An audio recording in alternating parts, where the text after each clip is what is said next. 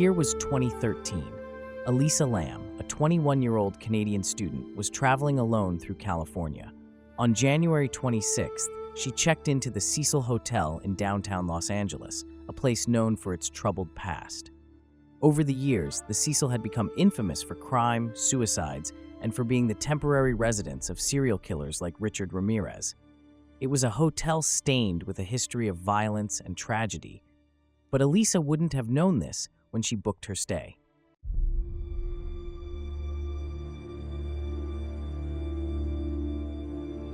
Elisa, a student at the University of British Columbia, was known to be open about her struggles with mental health. She often posted on her Tumblr blog, sharing insights about her experiences with bipolar disorder and depression. But despite these challenges, she had a bright, adventurous spirit. Her trip to California was meant to be a break, a chance to see new places and explore the world outside of her routine. But Elisa never made it home.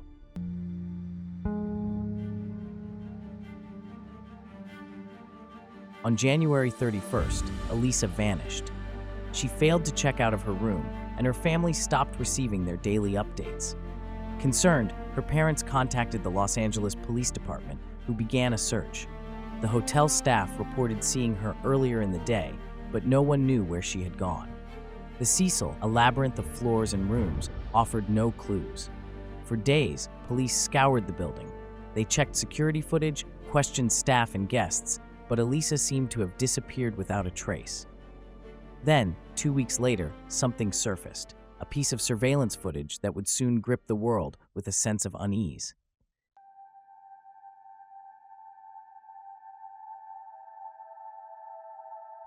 In the now infamous elevator video, Elisa is seen stepping into an elevator on one of the Cecil's upper floors. She's alone, but her behavior is far from ordinary. She presses several buttons, but the elevator doors don't close. Instead, they stay open, frozen in place, as Elisa moves in and out of the elevator, peering cautiously into the hallway. At one point, she presses her back into the corner, as though trying to hide from something unseen. Her actions grow more frantic. She steps out of the elevator, waving her hands in a strange manner, almost as if she's speaking to someone or something that the camera can't capture. Then, after nearly 4 minutes of erratic movements, she walks away. The elevator doors finally close behind her.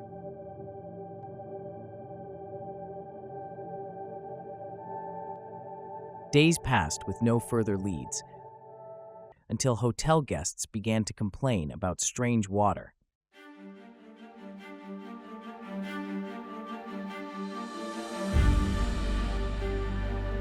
The water pressure was low, the color was off, and it had a foul taste. Maintenance workers were dispatched to the hotel's rooftop to check the water tanks, and on February 19th, they made a horrifying discovery. Inside one of the large tanks was the decomposing body of Elisa Lam.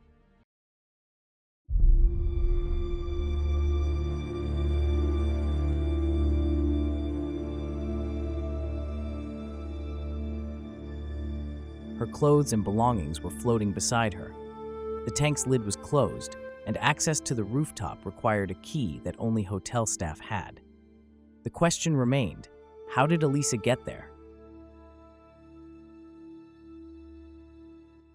An autopsy confirmed that Elisa had drowned. No signs of physical trauma were found, and toxicology reports revealed that while traces of her medication were in her system, they were not at therapeutic levels, suggesting she hadn't been taking her medications consistently. Her death was ruled an accidental drowning, likely brought on by a mental health episode related to her bipolar disorder. But the elevator footage, that strange, unsettling video, left people disturbed. Some couldn't accept the conclusion of an accident. They pointed to the peculiar way the elevator malfunctioned, Elisa's erratic movements, and the hotel's dark history. Was Elisa experiencing a psychotic break, or was something else going on?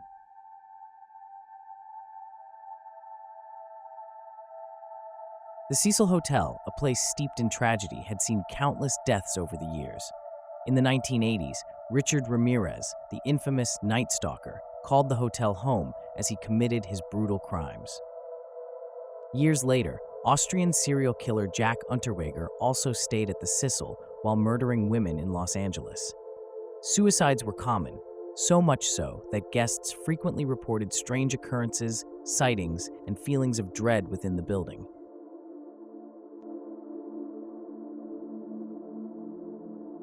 Was Elisa another victim of the hotel's cursed history? Did something drive her to the roof, or was it her own troubled mind that led her there? The answers remain elusive.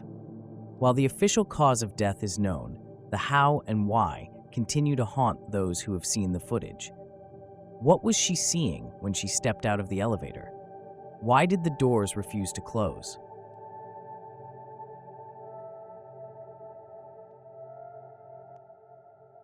February 13th, 2017.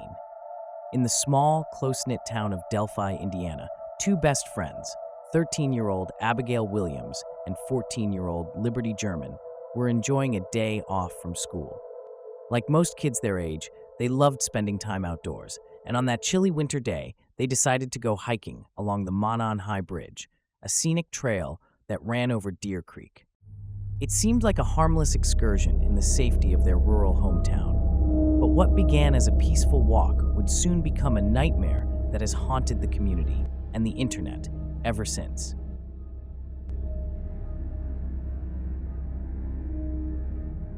At 1:35 p.m., Libby's older sister dropped the two girls off near the trailhead, planning to pick them up later that afternoon. They hiked along the Monon High Bridge, a rusty, abandoned railway bridge towering over the creek below. At 2:07 p.m., Libby posted a Snapchat photo of Abby walking across the bridge, the last known image of either girl alive. But after that, the girls went silent. When they failed to show up at the pickup location, their families grew worried. Calls and texts to their phones went unanswered.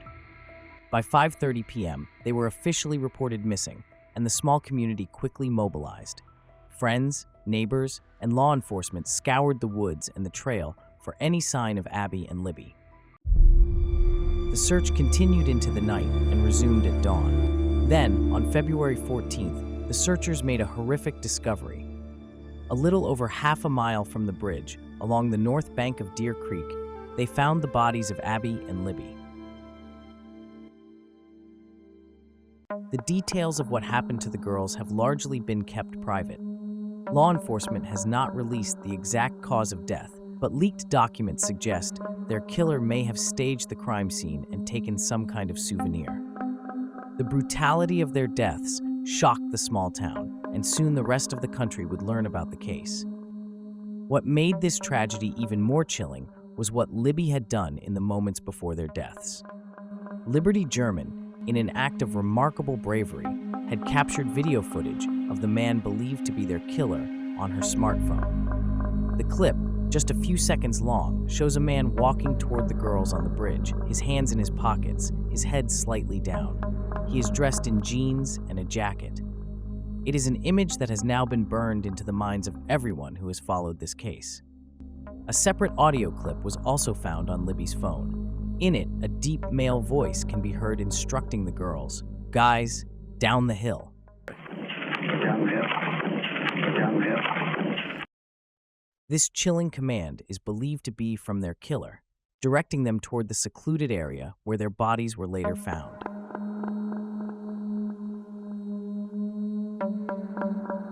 The video and audio evidence, although brief, were enough to establish that this man was the prime suspect. The grainy footage, captured in broad daylight, was both a breakthrough and a frustration. Despite having this crucial evidence, the man remained unidentified, and for years the case went cold. The town of Delphi, with a population of just 3,000, was left shaken. Parents feared for their children. How could such a monstrous act happen here, in this quiet, tight-knit community? The police asked for the public's help, circulating the footage and audio, and they even released 2 different composite sketches of the suspect based on witness accounts. But no arrest was made. No one could pin down the identity of the man on the bridge. Over the years, several persons of interest were investigated, but none led to an arrest. The most significant development came in 2020, when authorities began investigating Keegan Kline, a man who had been using a fake social media account under the alias Anthony Shots to communicate with young girls online. He had contacted Libby before her death, but despite his disturbing online behavior, there was no concrete link between Kline and the murders.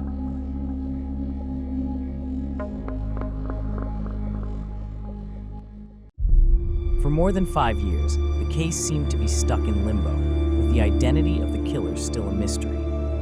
Then, on October 31st, 2022, in a shocking development, police arrested Richard Allen, a 50-year-old Delphi resident.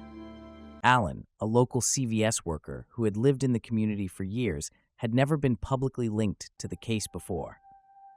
He was known as a quiet, friendly man, but according to police, evidence had finally tied him to the murders.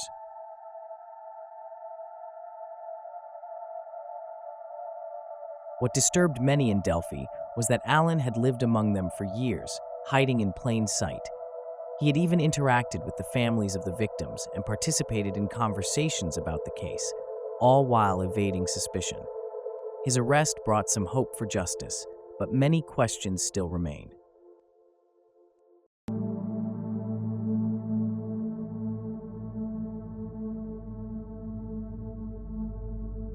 It was the night of September 8, 2017, and 19-year-old Kenneka Jenkins was heading out to celebrate. She had recently started a new job and was enjoying the beginning of adulthood. That evening, Kenneka and her friends gathered for a birthday party at the Crowne Plaza Hotel in Rosemont, a suburb of Chicago. It was a typical night for young people: drinking, laughing, music. But what happened after that party remains one of the most disturbing and puzzling incidents in recent years.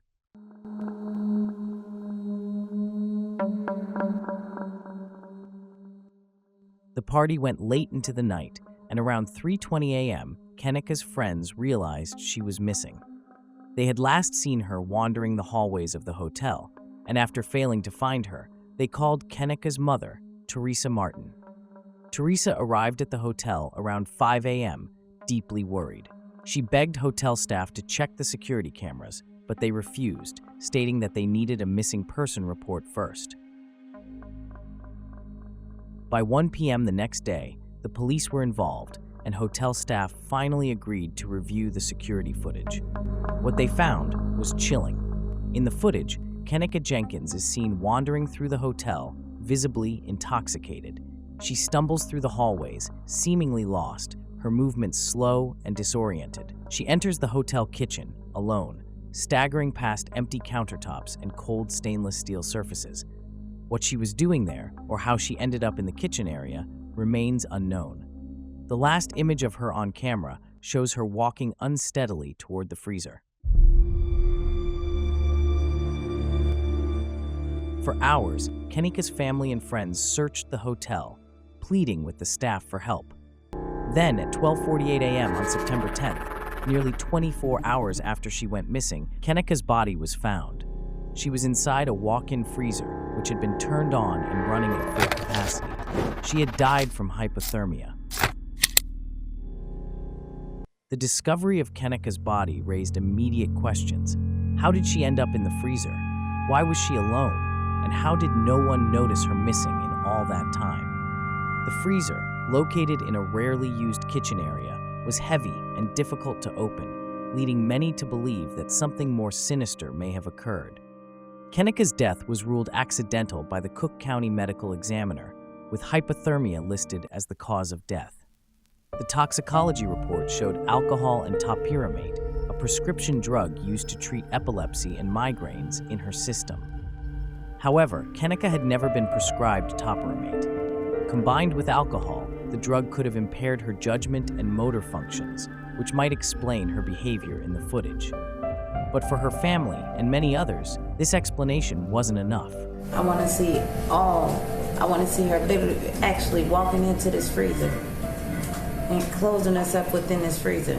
Teresa Martin has publicly questioned the hotel's response, believing that more could have been done to save her daughter. How could hotel staff have refused to check the cameras earlier? And why didn't anyone notice Kenneka wandering the halls, so visibly impaired, for over an hour? The surveillance footage, while providing some answers, only deepened the mystery. The footage shows Kenneka clearly struggling to stay on her feet, her coordination lost. But there are gaps in the timeline, moments not captured by the cameras, leading many to wonder if foul play was involved. Could someone have led her to the freezer? Was she too intoxicated to realize the danger she was in, or was there something more nefarious happening behind the scenes?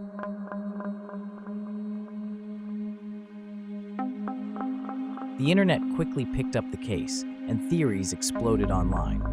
Some suggested that Kenneka had been the victim of a setup, betrayed by friends who led her into danger. Others pointed to the possibility of a cover-up, questioning why certain areas of the hotel had limited or missing camera footage. Protesters gathered outside the Crowne Plaza Hotel, demanding answers. But despite the public outcry, no clear evidence of foul play was ever found.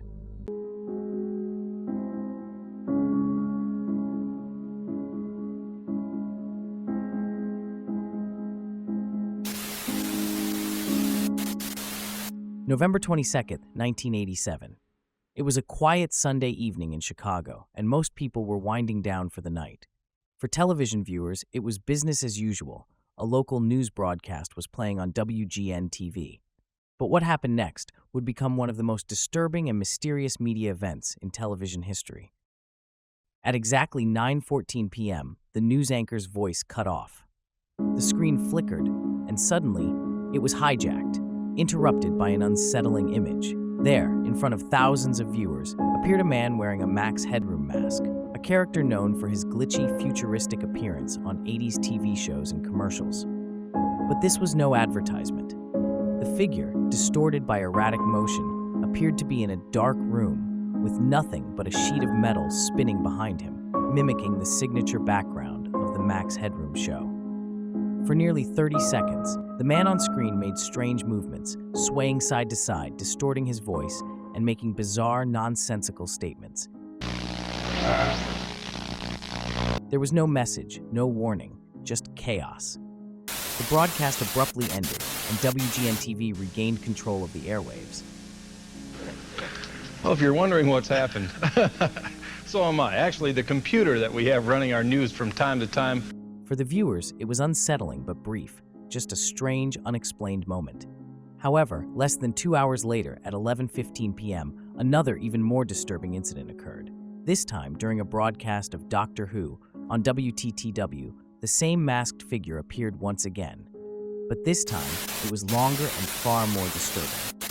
For almost 90 seconds, the figure rambled in a distorted, robotic voice, mocking television shows and waving a rubber glove.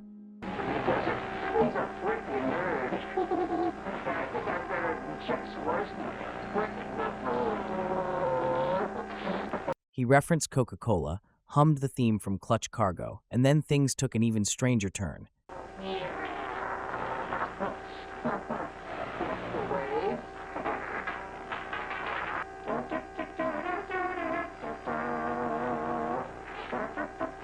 The masked man suddenly pulled down his pants, exposing himself on screen, while an off-screen woman began hitting him with a fly swatter. The transmission cut off as abruptly as it began.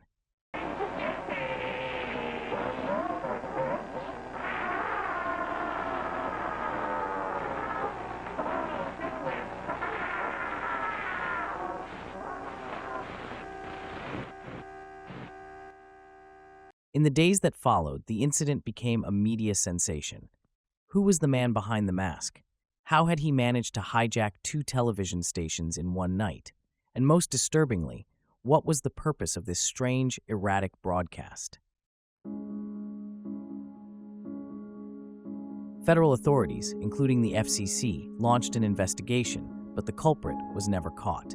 To this day, no one has claimed responsibility for the hijacking. The technology required to pull off such an attack would have been highly sophisticated at the time, involving the ability to override a broadcast signal, a skill far beyond the average prankster. This led many to believe the hijacker was someone with insider knowledge of broadcasting equipment. But while the technology behind the attack was unsettling, the content of the broadcast was even more disturbing. Oh, just made a giant masterpiece for all the greatest world newspaper nerds. My brother is wearing the other one. But it's nerdy. The strange, glitching movements, the distorted speech, and the nonsensical statements left viewers unnerved. It felt less like a prank and more like a deliberate act of confusion meant to disorient and disturb those watching. The man behind the Max Headroom mask never revealed himself, and over the years, speculation has run wild. Some believe it was a prankster with a dark sense of humor. Others think it was a deeper, more sinister statement, a protest against the media or society. The hijacker's use of the Max Headroom character, a symbol of the artificial, corporate-controlled future, only added to the mystery. Was this a critique of television itself, or simply the work of a madman?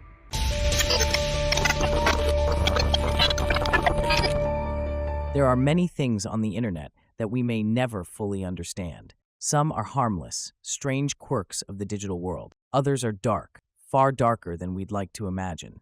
At the very edge of this darkness lies the case of Peter Scully, one of the most disturbing criminals ever to emerge from the dark web. Peter Scully, an Australian, moved to the Philippines in 2011 after fleeing charges of fraud in his home country. But what he did next was beyond anything authorities had ever encountered. Scully created a business on the dark web, exploiting the hidden corners of the internet where illegal transactions and human exploitation thrive. What he sold to his clients was not drugs or weapons. It was something far worse. Child exploitation videos, some of which were so extreme they were labeled as some of the darkest content ever seen online. Scully's most infamous creation was a series of videos known as Daisy's Destruction. This video, which has become synonymous with the darkest side of the internet, involved the brutal torture of young children, some of them as young as 18 months old. What makes this case particularly horrifying is that it wasn't just a crime committed in secrecy. It was filmed, produced, and sold to an international audience through the dark web. Daisy's Destruction shows acts of extreme violence and cruelty.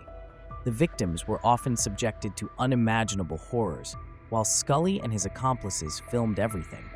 The video became infamous in the underground world of illegal content, known to those who sought it out as one of the worst examples of child exploitation ever captured.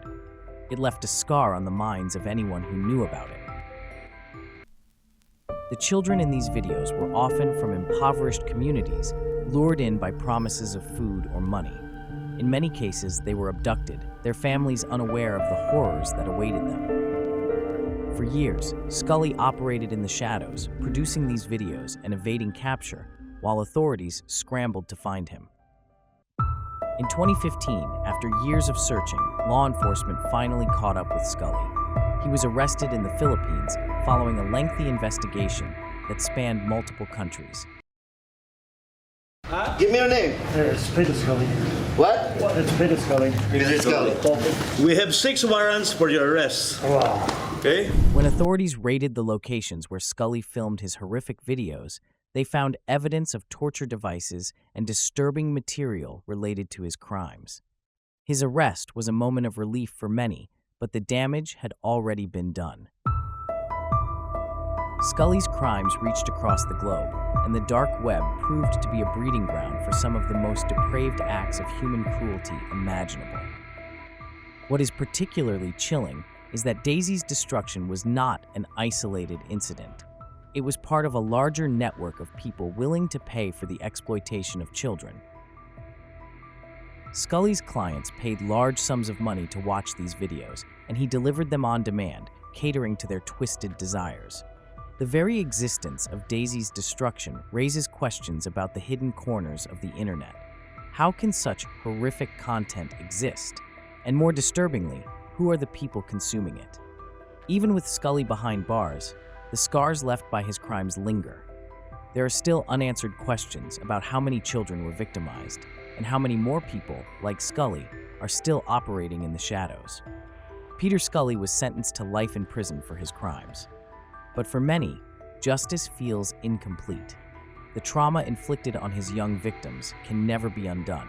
And the fact that there was an audience for such brutality leaves a sense of horror that extends beyond the crime itself. His case serves as a chilling reminder of the dark web's power to fuel human depravity, places where anonymity gives birth to evil acts. To this day, Daisy's destruction remains a symbol of the darkest aspects of human behavior and the ways the internet can be used to exploit the vulnerable. Scully's arrest may have ended his reign of terror, but the world is left with the disturbing knowledge that there are people willing to pay for and watch such unspeakable acts. It's a reminder of the unseen corners of the internet, where horrors exist beyond what most of us can imagine.